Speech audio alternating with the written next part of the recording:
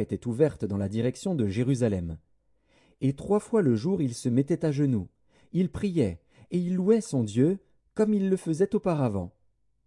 Alors ces hommes entrèrent tumultueusement, et ils trouvèrent Daniel qui priait et invoquait son Dieu. Puis ils se présentèrent devant le roi, et lui dirent au sujet de la défense royale, N'as-tu pas écrit une défense portant que quiconque dans l'espace de 30 jours adresserait des prières à quelque dieu ou à quelque homme, excepté à toi, ô roi, serait jeté dans la fosse aux lions? Le roi répondit, La chose est certaine, selon la loi des Mèdes et des Perses, qui est immuable. Ils prirent de nouveau la parole et dirent au roi, Daniel, l'un des captifs de Juda, n'a tenu aucun compte de toi, ô roi, ni de la défense que tu as écrite, et il fait sa prière 3 fois le jour. Le roi fut très affligé quand il entendit cela. Il prit à cœur de délivrer Daniel, et jusqu'au coucher du soleil il s'efforça de le sauver. Mais ces hommes insistèrent auprès du roi, et lui dirent, Sache, ô roi, que la loi des Mèdes et des Perses exige que toute défense ou tout décret confirmé par le roi soit irrévocable. Alors le roi donna l'ordre qu'on amenât Daniel, et qu'on le jetât dans la fosse aux lions.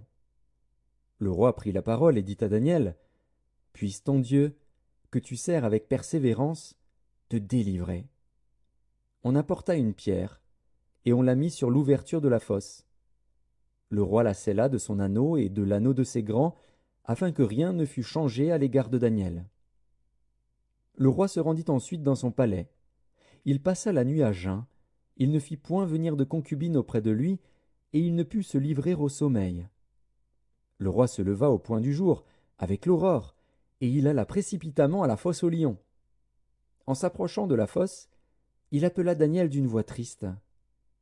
Le roi prit la parole et dit à Daniel, Daniel, serviteur du Dieu vivant, ton Dieu, que tu sers avec persévérance, a-t-il pu te délivrer des lions?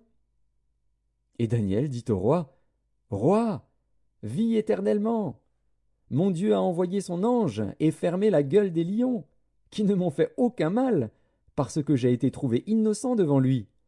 Et devant toi non plus, ô roi, je n'ai rien fait de mauvais.